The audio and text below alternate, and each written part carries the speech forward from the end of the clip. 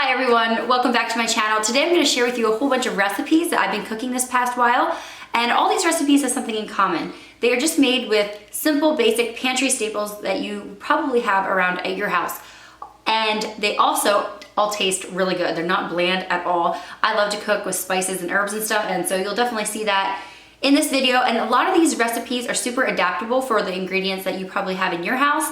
I like to share a lot of tips along the way, and yeah, I just like to cook with you guys, so I brought the camera with me as I was cooking this week. So I hope you really enjoy it. Hit the thumbs up button if you'd like to see more cooking videos. I am in the midst of renovating my kitchen, so I'm really excited to make more videos for you guys in the future. I hope you're at least hanging in there and feeling, I hope your spirits are up. And if they're not, I hope this video today can bring you a little bit of joy and maybe give you some inspiration for your cooking this coming week. I thank you all for watching, and subscribe if you haven't. My name is Megan Fox, and yeah, let's get cooking.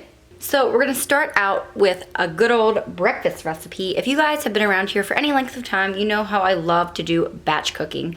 And that includes batch breakfasts, where I just make a whole bunch of the same thing and we have it all week for breakfast. No last minute cooking in the morning when your kids are starving hungry. And yeah, it's just the way to go if you ask me. But you have to be selective in what recipes you use. I will tell you right now that we like to have a warm breakfast, a protein-filled breakfast, and that's one problem with pancakes and waffles. Sometimes they just don't fill you up like you think they should, and that is not the case with this recipe. It is called German pancake, nod to my roots, because I'm pretty sure I'm half German, half Swiss.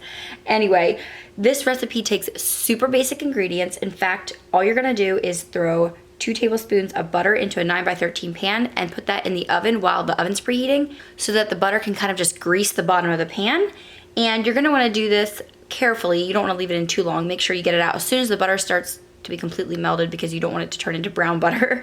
Also, you're gonna go ahead and then just throw in 6 eggs, a cup of milk, a cup of flour, and half a teaspoon of salt. By the way, of course, like I said, I'll have all those ingredients and directions down below in the description box.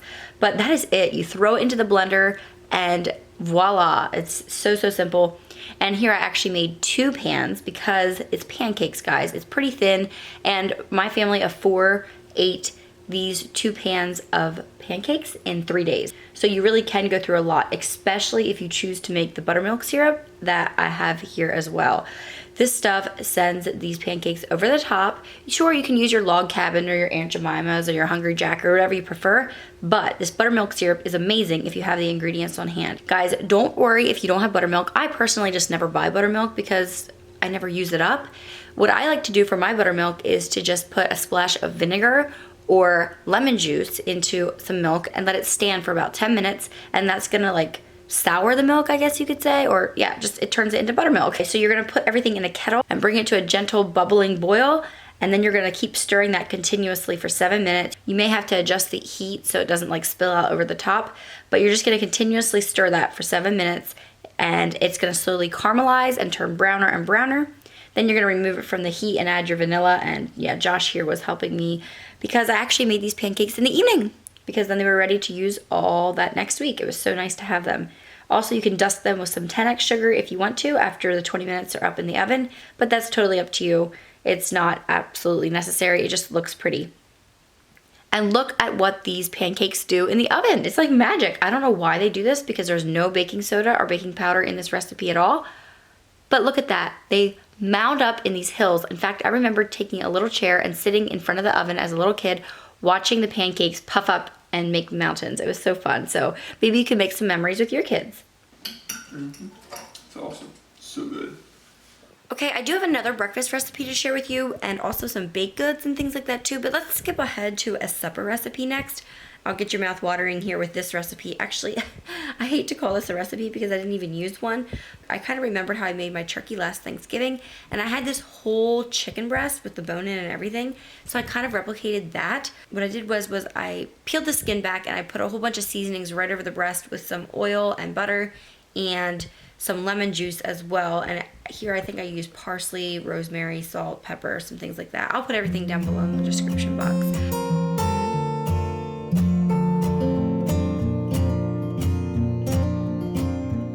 But I just kind of massaged that into the meat and then covered it back up again with the skin. You want the skin on because it keeps everything nice and moist. Oh, I hate that word. Ugh. Anybody else out there? Anyway, yeah, you just don't want dry chicken. And Then I also chopped up some vegetables. Guys, you can use whatever vegetables you want, and you can actually use probably whatever meat you wanted to. You could probably do a pork loin with this or something, but I was going to use some red potatoes and green beans, but then I forgot that I had some carrots I wanted to use up in my fridge, so I actually switched over to carrots, and I thought that would be really good anyway because I was putting rosemary and thyme in there, and that's always really good with carrots.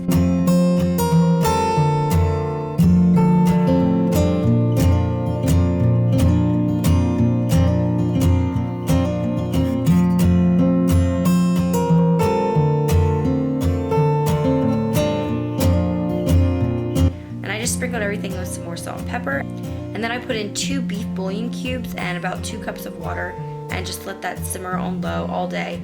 You could go ahead and add the green beans. I did not, but you could go ahead and add them. You would just add them in later in the day, otherwise they'd get kind of mushy.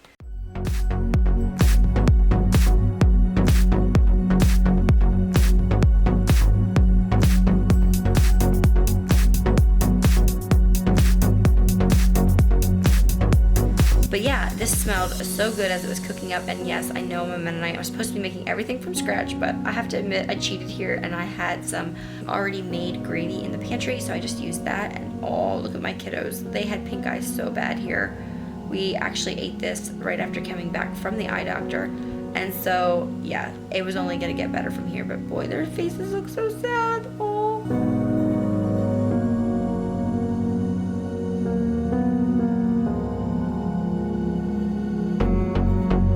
We also ate this as leftovers. It was really good. I just added more gravy and served it to me and the kiddos for lunch the next day. Okay, and you know, if I'm gonna ask my husband what he wants me to bake, it's gonna be one of 2 things. It's either gonna be chocolate cake with peanut butter icing or chocolate chip cookies. So here I was just making some chocolate chip cookies, and I took a recipe that I found and kind of doctored it up a little bit to make it my own. So I'll put everything that I did down in the description box. I will say that I did put vanilla pudding mix in this recipe in the place of some of the sugar, and it made it really good. If you don't have that on hand, just replace that amount with some more sugar and you'll be fine.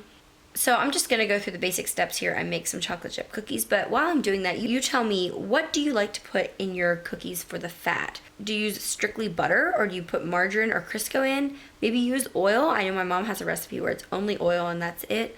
Or maybe even you come from a part of the country where you use lard. I personally don't love the taste of lard in cookies, and I don't usually have it on hand. So for this recipe, I was using butter and Crisco. And Evonnie was having so much fun baking with me. We did need some baked goods around, but I also wanted just an activity to do with her because I was feeling so bad that she had pink eye, and the poor girl felt fine, but her eyes just looked so miserable. And anyway, so we had spent some time baking in the kitchen together.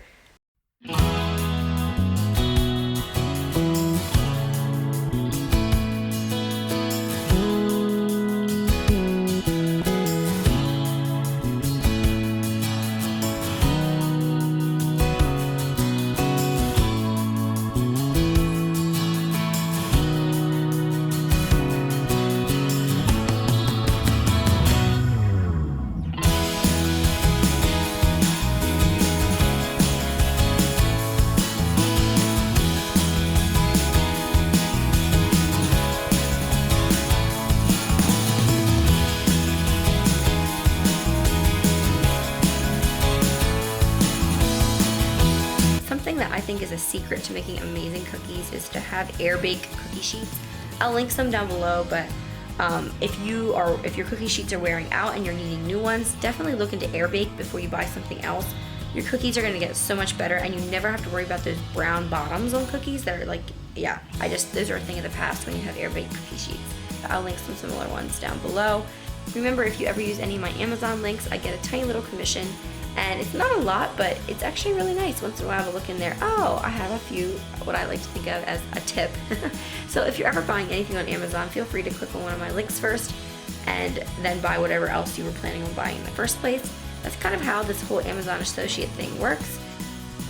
Oh, these cookies look so good. They were really, really good. I like to store my cookies in the freezer and then eat them half thawed, but that's just me. Also, there's nothing with a good warm chocolate chip cookie too.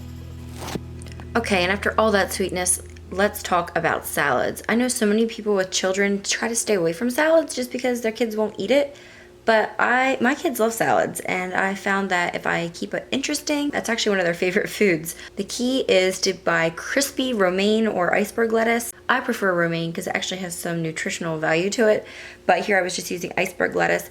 And I know sharing a salad recipe might seem really basic, but I'm hoping that this will show you how to think outside the box a little bit.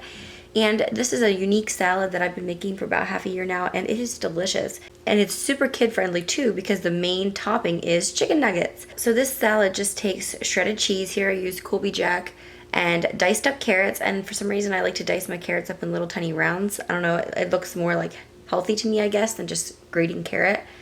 Also, I put on sunflower kernels, which you can get those at Aldi, or I mean really anywhere, but that's where I got these. And slivered almonds from Aldi as well. And then craisins, which my husband is not wild about the craisins. He says skip that, but I think they add a nice sweetness and chewiness to everything. And then you can't have a salad without dill, so I sprinkle everything with dill as well. Then you just take your chicken fingers, or you could do chicken patties, but I love how the chicken is breaded, and so it gives more of like a crunch to it. It's kind of like croutons without having croutons. And you just sliver up the chicken patties or the chicken nuggets and put them on top of your salad. And then what takes this salad over the top is honey mustard dressing. So yeah, super basic, simple ingredients, and I just challenge you to look what you have in your fridge. What can you top your salads with? And the options are literally endless. I just find it crazy that a week ago when the grocery stores were selling out so much and stuff, there was always plenty of produce. It's like, do people not know that fruits and veggies are so good for your health and your immune system? So definitely don't skip on the fresh veggies if you are getting to the store. Now I totally get it if you're, trying to only go once a month, but you can always eat your salads the first week that you come back from the grocery store, because I think salads are so delicious and so versatile. And yeah, I definitely can't wait for all the spring greens to come in season. Okay, here's another breakfast recipe that I love to make because you can make it ahead of time and have it all week long. My husband loves it too. It's baked oatmeal, and there's a lot of different options out there of how you can make it. I'm going to share my recipe with you. I find that I really like it because it's simple and it's easy, and it takes, just basic ingredients. You have oatmeal and eggs, so you have, it's very filling. This is a super, super filling meal without making you feel really heavy. So I really like that. So basically you just mix up your wet ingredients and your dry ingredients, and then you pour everything into a 9x13 pan and you bake it.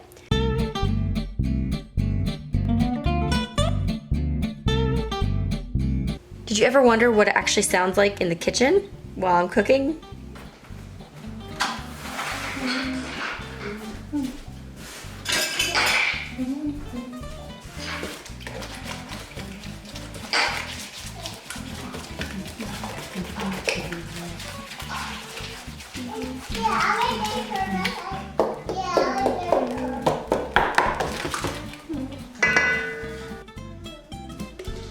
Yeah, I'm always humming under my breath. It drives my husband nuts, but I don't know. I'm not a whistler, I'm a hummer. Sorry, guys.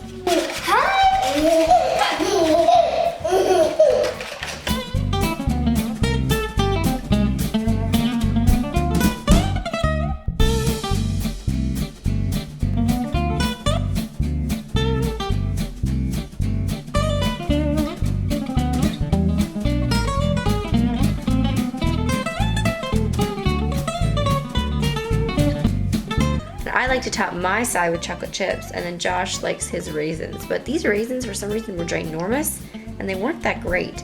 I'm not sure what happened, but yeah, I think the smaller raisins are where it's at. You can make this oatmeal in so many different ways. You can add peaches or apples. This recipe calls for cinnamon, so I think that apples are particularly delicious in this recipe. Particularly. Ugh, wow. That takes a lot of work to say. And then when you want to reheat it up, I just take a big scoop of it, put it in a plate. You won't need a ton because it's so filling, like I said.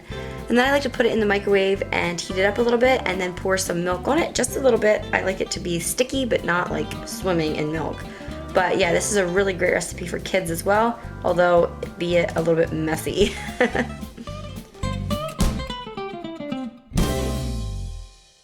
Okay, this next idea is just something that anybody can do with whatever you have around. I love to make sheet pan dinners, and I'm just gonna share what I like to put on my sheet pans. So you can do any vegetables you want. Broccoli is really good for this, Brussels sprouts, carrots, any like harder vegetable. Cauliflower is good too. And yeah, just your imagination, let it run wild. Use whatever you have, even green beans. And then I always like to do sweet potato or white potato, but I have to say sweet potato is definitely becoming my favorite. And then you can do whatever meat you want as well. Sausage is really good because it has a little grease to it. Here I just had done chicken nuggets because that's what we had in the fridge. I also like to do salmon sometimes with my sheet pan dinners. But yeah, just use whatever you have in your fridge. But then this is what I like to put on top. Rosemary, thyme, seasoned salt, parsley, salt, pepper, garlic, olive oil, and then to top it all off, I will sprinkle the sweet potatoes with brown sugar as well as sausage if we're having sausage. It is so delicious, and that like brown sugar on it, just a little bit, makes it like all caramelized and oh, so, so good. Not quite as healthy, I guess, but boy, that combination of sweet and salty with all those fresh herbs or dried herbs in this time of year is just so delicious. And then here I'm just showing you different condiments that you can use. Guys, think outside the box if you're getting sick of the same thing all the time right now. Chicken nuggets can seem like a whole different meal if instead of using ketchup or barbecue sauce, you become a little more creative. Try ranch, try hot sauce. If you're going grocery shopping at Walmart, they have a really, really great dupe for Chick-fil-A sauce. It's called chicken dipping sauce, and it is so good. I think it tastes exactly like Chick-fil-A sauce. Honey mustard, of course, is always really good, as well as honey itself. We always love to dip our chicken nuggets in honey as kids. So yeah, just think outside the box a little bit and take normal ingredients that you have and just pair them with different condiments, and it'll feel all new again. Okay, this next recipe is called DIY fondant, and I already know a lot of you are thinking, I'm gonna click out of this. I don't like fondant and I don't plan on making it. But guys, I encourage you that if you are home with your children right now, DIY fondant is a great alternative to homemade Play-Doh or slime, and you can eat it. It only takes 3 ingredients, 10x sugar, marshmallows, and then a little bit of water, and then of course food coloring. So I was actually making this fondant to make a little fox cake topper for Fletcher's birthday cake. His birthday was coming up this week. And so that I had a purpose for making it, but if you just want to make it and have your kids play with it, I'd say go right ahead. Just don't let them eat it all. It is pretty sweet, but it is fun to know that you can just take a little bite out of your creation as you're, playing with your fondant. There is not really a trick to this. It's super easy. You're just going to add water to your marshmallows and then put them in the microwave until they puff up really big, and then you can stir them and make them smooth. I'll have all the precise steps linked below, of course, but it's really easy. Then you just add the 10x sugar and incorporate it all together. And I like to spray my hands with Pam so that it doesn't stick. And you just want to knead it till it gets nice and smooth. And then you can add whatever food coloring you want, which I did orange because I was going to be doing a fox. And I also kept some back so that I had some white. But here you can see the finished product on top of Fletcher's cake. And this is a great activity to do with your kids if they're at home with you right now. Or I guess I should say, since they're home with you right now. Okay, I just thought I'd pass some of my super simple baby steps if you're trying to start decorating a cake. I'm not a decorator at all. I just love to do it twice a year when my kids have their birthdays. Anyway, so I'm just gonna share a few tips with you that make it easier, I think. No cupcakes right now. I have to decorate them. The first thing is to always freeze your cakes. I made my cake on Tuesday and now we're gonna eat it on Saturday. So I let it cool overnight, put it in the freezer on Wednesday, and I just got it out of the freezer now, and I'm gonna layer it. So this is his little smash cake, so it's not super big. I have this one and then I have one more layer, but I'm gonna cut each cake in half again. And the way that I like to get them even layers is just to stick a toothpick 12 o'clock, 3 o'clock, 9 o'clock, and 6 o'clock right in the middle. And then I'll just take a serrated knife and I'll just saw around, and it'll give me 2 equal layers, hopefully. So it's looking like that. Okay, I like a good long serrated knife because it's just easier. And then you just kind of rock. Remember, this cake is pretty frozen yet, so it's not very mushy. This is a little cake stand I picked up at the Target dollar spot for $3, I think it was. But it was red, and so I spray painted it, so it's not technically food safe. So I like to make a little cake round here. Sorry, it's crummy right now. But I'm just gonna fasten this to the cake stand with a little bit dab of icing so it doesn't slide around. Another thing that might shock you is that while I do like to make my cake from scratch, like I said, I have that recipe down below. It doesn't take any eggs or milk or anything like that. I do like to buy my icing if I know I'm having a party because it just it always gets the same every time that way. And I get the stuff from Stone Cottage Farms. I don't know, I get it at Green Hills Discount Grocery Store, and I got a 5-pound bucket of it, and it's really good. There's flour in it, so it's not super duper duper sweet, which is what I love, but it's still pretty sweet. And then if I want to make it extra special, I will put like a big spoonful of peanut butter in it, maybe some cocoa. If I want it a brown color, it'll be like a peanut butter chocolate icing. Yeah, you can do all kinds of add-ons, but it's just a really nice base icing, and I just feel like it is one less thing on my list when I have, you know, to decorate a cake the day of a party. I don't actually have to whip up the icing yet too. But anyway, so I think for this cake, I am going to just fill it with white icing, and then for the cupcakes, some of them I will do like a peanut butter variation. So yeah, you excited? Have you ever had cake before? I don't think you have. I don't think you have. Are you gonna smash it all up?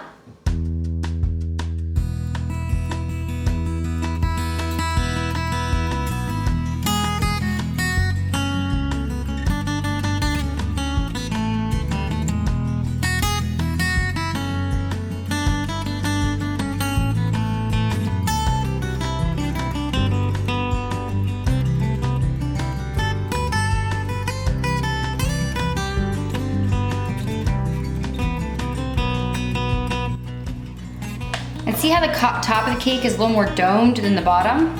I like to finish with a flat piece. So I'm actually gonna do this cake upside down and put the domed part there. And then I'll finish with a nice flat piece on top.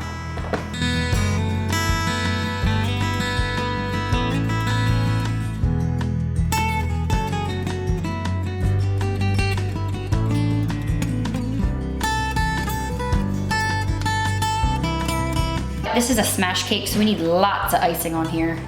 And I just made the icing like a pale orange color, so it's a little bit different of a color than the fox that I'm gonna put on the top. I don't know, that way everything's not just like one tone. But what I like to do is just put a ton of icing on the top and then just work its way down the sides. And you want your icing a little bit stiff, that way it doesn't just like drip down the sides, but you also don't want it super stiff or you're gonna get all kinds of crumbs in it, which is not the end of the world. You can always just pick them off one at a time. But as you can see here, it's starting to cascade over the edge. So I'll just like hold my spatula perpendicular and try to spackle it all in.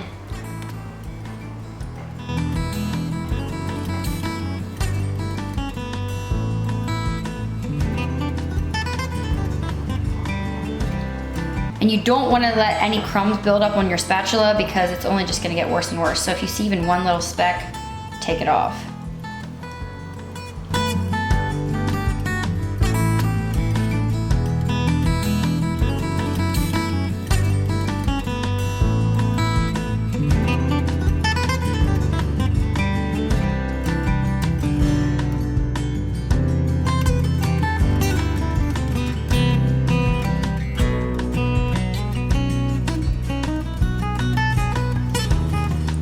I'm just gonna try to get more of like a spackled look. You know, not perfection or anything, but kind of a uniform texture all around.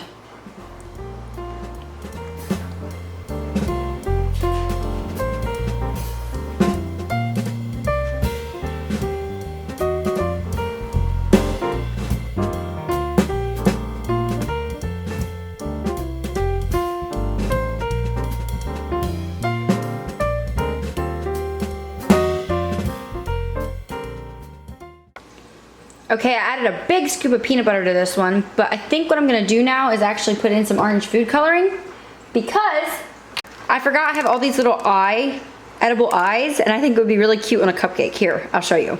It'll look like little foxes, kind of.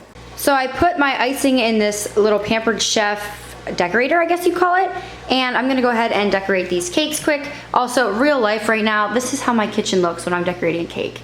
Also, my 1-year-old, today he's 1, made this mess.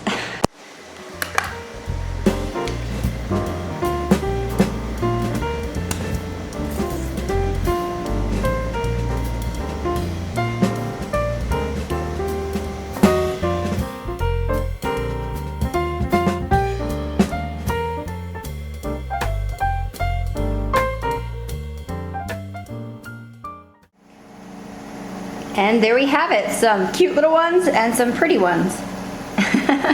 So we can eat the cupcakes And hopefully we could eat some of the cake too. I would hate to see him ruin the whole thing. Yeah, it just feels wasteful, but we'll see. He might not even want to touch it.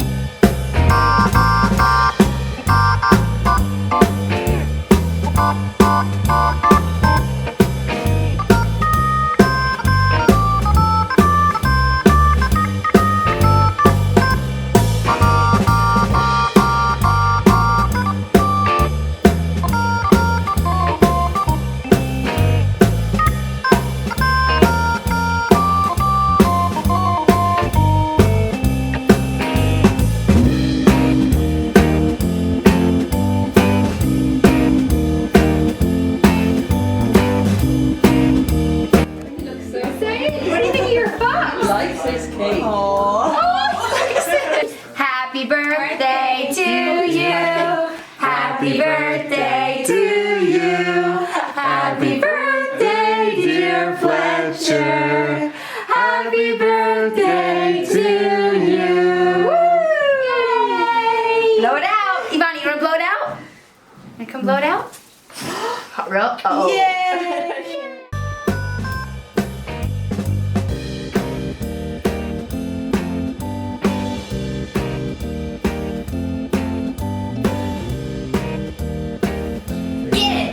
Get it, Fletcher.